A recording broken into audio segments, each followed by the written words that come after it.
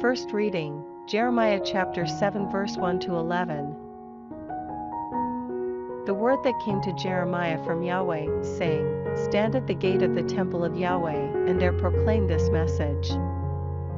Say, Listen to the word of Yahweh, all you of Judah who come in by these gates to worship Yahweh. Yahweh Sabaoth, the God of Israel, says this, Amend your behavior and your actions, and I will let you stay in this place. Do not put your faith in delusive words, such as, This is Yahweh's sanctuary, Yahweh's sanctuary, Yahweh's sanctuary.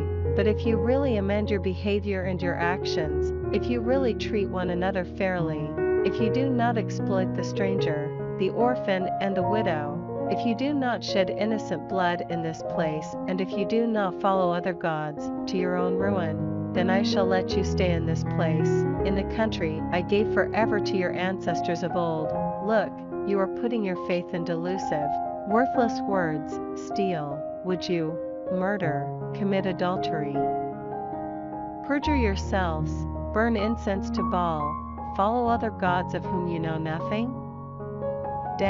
And then come and stand before me in this temple that bears my name, saying, Now we are safe to go on doing all these loathsome things. Do you look on this temple that bears my name as a den of bandits? I, at any rate, can see straight, Yahweh declares. Responsorial Psalm, Psalms chapter 84 verse 3, 4, 5 to 6, 8, 11.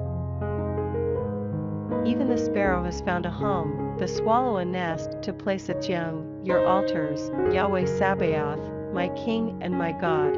How blessed are those who live in your house, they shall praise you continually. Blessed those who find their strength in you, whose hearts are set on pilgrimage. As they pass through the valley of the balsam, they make there a water hole, and a further blessing early rain fills it. Yahweh, God Sabaoth, hear my prayer, listen, God of Jacob, for Yahweh God is a rampart and shield, he gives grace and glory. Yahweh refuses nothing good to those whose life is blameless.